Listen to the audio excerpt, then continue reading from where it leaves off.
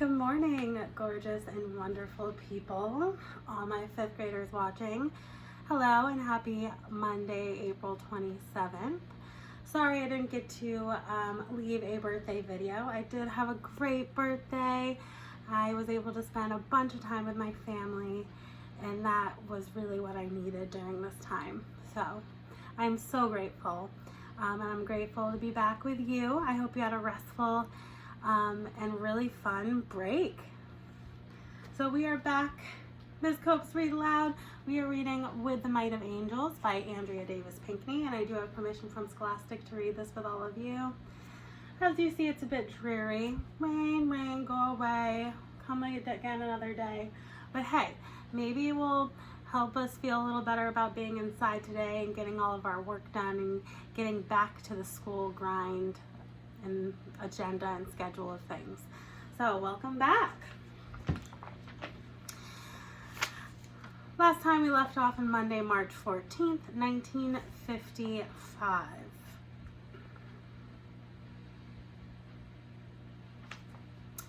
Dear month of March, please make up your mind. You seem very confused about who you want to be, winter or spring. Today, you threw down more snow, enough to make Hadley look like a northern town in December. March, the official first day of spring, is around the corner, so can you please go more in that direction?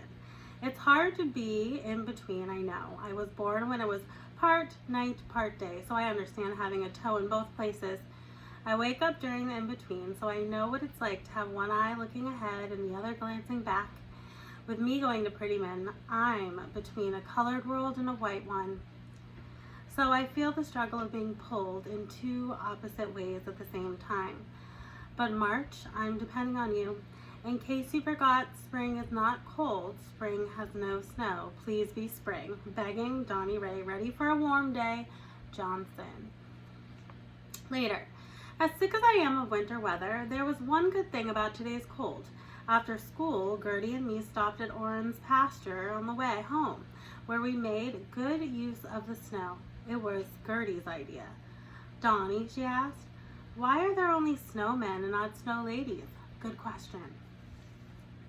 I had never thought about it, but Gertie was right. The closest I'd ever seen to a snow lady was a snow angel, but who knew if they were boys or girls?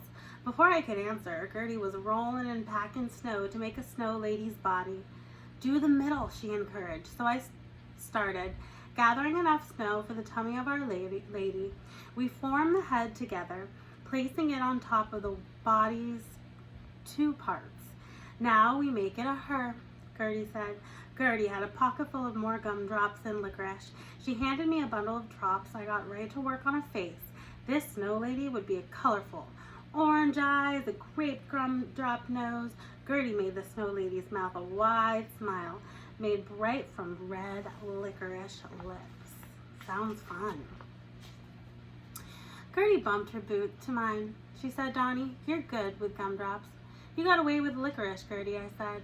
Gertie put her arm around both my shoulders. She led me to stepping back away from our snow creation so we could see it better from a ways off. Our snow lady needs to be more fancy, Gertie said. Gertie decorated the sides of the lady's snowball head with lemon gumdrops to form loop earrings. The gumdrop jewels caught glints of the afternoon sun.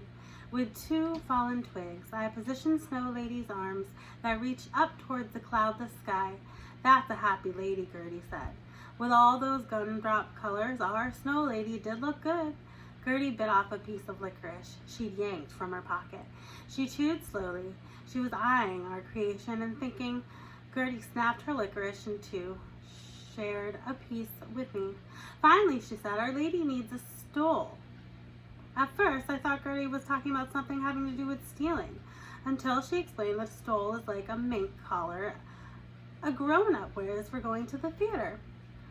Like to the movies, I asked? Like to a Broadway show or the opera, Gertie said. For me, ladies with fur collars going to opera was stuff that only happened in movies. Have you ever been to a Broadway show or the opera? I asked. Once to each. It is like going to a baseball game at a stadium. Baseball at a stadium is much better, Gertie said. Do ladies wear stoles to a stadium? I had to know these things. The ones with the seats close up to, said Gertie. Gertie volunteered her scarf for our snow lady's stole. She draped it from the back of the snow lady, coming around to hang off each of her twiggy arms. That looks silly, I said. Lady clothes can be that way, said Gertie, but it'll let people know this is no snowman, it's a snow lady who's going places.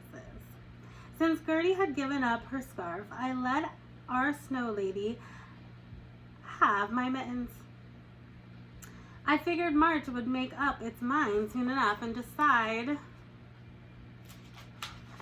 to become spring, so I was happy to give up my mittens. Gertie was quick to share one of her mittens with me. You take my other one. She fitted her left mitten onto my bare hand, kept the right mitten for herself. Then Gertie pulled open her coat pocket, still filled with candy. Put your other hand in there to keep it warm, she encouraged. I slid my hand down in. The gumdrops and licorice twigs greeted my fingers. My coat had a pocket too, but your free hand in here. But put your free hand in here, I told Gertie. Gertie did the same as me, slid her hand down in my pocket. We said goodbye to Hadley's first ever snow lady. We walked the rest of the way towards our neighborhood with warm hands, each wearing one mitten the other had safe in the pocket of a friend. Gertie had taught me something important too. When I do get to a stadium to watch Jackie Robinson, steal bases, I will need to wear a stole. It's so nice to hear that Gertie and Dawnie are becoming close friends. Wednesday, March 16th, 1955 diary book. Tonight, Daddy helped me with my homework by reading Leo Tolstoy's The Three Questions out loud. It's a fable about a king who wants to find answers to the three most important questions in life. Before kissing me goodnight, Daddy asked me the study guide questions for the story. 1. What is the best time to do each thing? 2. Who are the most important people to work with? 3. What is the most important thing to do at all times? Here's what I told Daddy. 1. The best time to do each thing is when you're sure it's the right time. 2. The most important people to work with are people who need your help. And 3. The most important thing to do at all times is the thing that helps those people. Daddy said, you, Dawnie Ray, have the right answer to the 3 questions. Friday, March 18th, 1955 diary book. I showed Mr. Williams the story by Leo Tolstoy. I watched his face as he read it. His eyes worked smoothly across the page, taking in each word, pausing some, thinking. He answered the 3 questions this way. 1. Yesterday is past, forget it. Tomorrow is the future, don't fret it. Today is a gift, and that's why it's called the present. The best time to do each thing is now. Oh, I love that. 2. The most important people are the ones God puts right in front of you. Treat them like you want to be treated, like your family, right? 3. The most important thing to do at all times is to believe. I said, you, Mr. Williams, has the right answers to the 3 questions. Monday, March 21st, 1955 diary book. Today is the first official day of spring, but there is nothing springy about it. Our front lawn is crunchy from icy dew that won't let go, and it's cold outside. I refuse to wear my hood, even though I still need it. Who wears a hood in March? Not me. Saturday, March 26, 1955, diary book. Daddy drove all the way to Norfolk looking for a job. He was gone for 2 days. He returned early this morning, honking his horn loudly as he pulled up to our house in his truck. Mama came out in her house dress. Goober and I followed in our PJs. I was certain Daddy had gotten a job. Why else would he be pressing his horn to make such happy sounds? Morning was the color of a pearl. As soon as we got onto our doorstep, I saw why Daddy was honking. On each side of his truck, he had a sign painted in curly letters. Loretta's Laundry, full service, free delivery. He said to Mama, I hope you'll hire a man whose child is taking such a bold stand by integrating her school. Mama had picked the morning paper up off our doorstep. Look, Dawnie, Goober said. Do you see Daddy's truck? I smiled bigger than big. I see it, Goob. I see it. Daddy came to where we stood. He hugged Mama. Can I start calling you boss? Mama gave the top of Daddy's head a playful slap with the folded newspaper. She said, "You're hired." Tuesday, March 29th, 1955, diary book. Daddy's truck is drawing a lot of attention. Loretta's Laundry has officially come to Hadley, Virginia. Thursday, March 31st, 1955, diary book. Mrs. Taylor told us today that the bell ringer job will now be decided by the results of something called the 7th grade all competency exam. Each student will take a final test from the school year. The test will cover every subject. So I need to know everything about parts of a cell, and there might be so many questions about branches of government. I'll be wishing those branches could help me climb a tree out of my classroom window, and I bet the test will have enough algorithms to stuff a sofa. And probably 30 questions about the 3 questions. The test will determine who becomes bell ringer starting in May and continuing through the next school year. Later, tonight when I helped Mama pack up laundry deliveries for Daddy to make tomorrow, I told Mama and Daddy about the 7th grade all competency exam. Mama set her iron on its holder. The iron steam puttered from its spout. One test decides. Whose knuckleheaded idea was that? Mama asked. The school's, I said. Daddy was balancing a stack of brown paper laundry packages. His chin secured the one on top. There's a gift in it, Dawnie, he said with a voice that knows. A giant exam? Where's the gift in that? Friday, April 1st, 1955, diary book.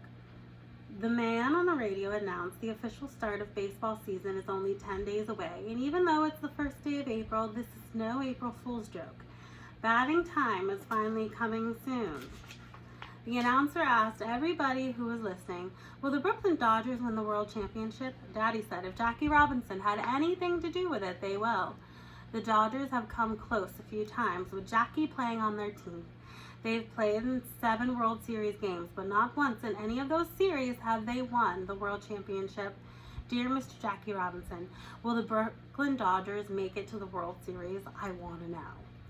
Wednesday, April 6, 1955, diary book. Thunder, lightning, rain, rain, rain! I am not like most people when it comes to a storm. I like the rain and everything it makes. When the sky sends down a sprinkle, I pray for a sheet. Raindrops on my face make me happy, and I am a true puddle lover. When there's so much thunder that it sounds like heaven has spilled a bag of baseball, I ask the Lord to have someone up there hire a drum band to bring on more booming. As for lightning, let it strike. How else can we see the sky's design? Mama practically sealed me in a wax paper to make sure that not a drop of water touched my skin. She armed me and Daddy with umbrellas as wide as our porch roof.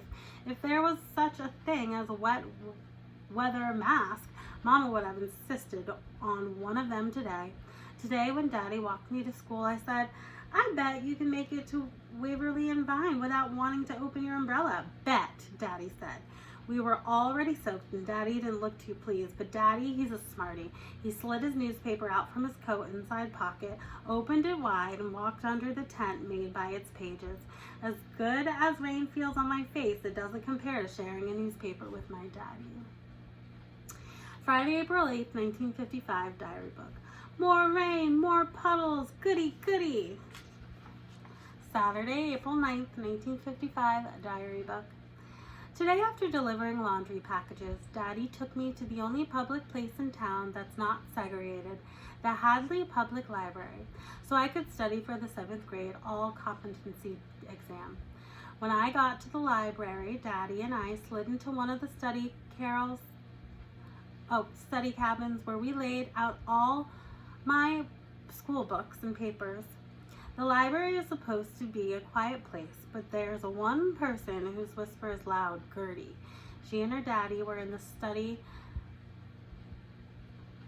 cabin next to ours, They were doing the same thing, studying for the exam. As soon as I heard Gertie's voice, I folded myself over the top of my cabin, peered down, and saw Gertie's head.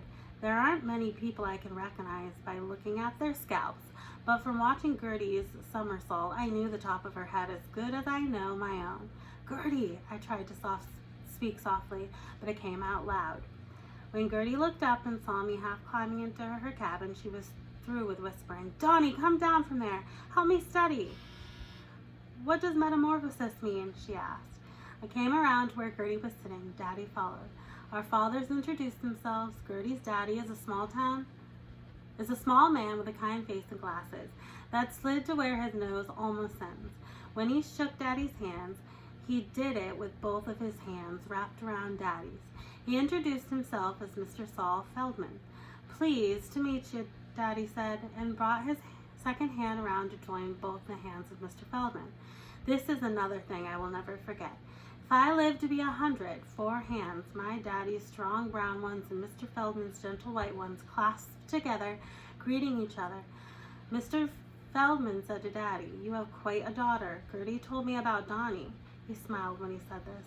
We all moved to one of the library's center tables, out in the open, which was covered with our school books, papers, pencils, writing tablets, and plenty of scrap papers for figuring. We started with Gertie's science question. "What is metamorphosis?" I knew the answer right off.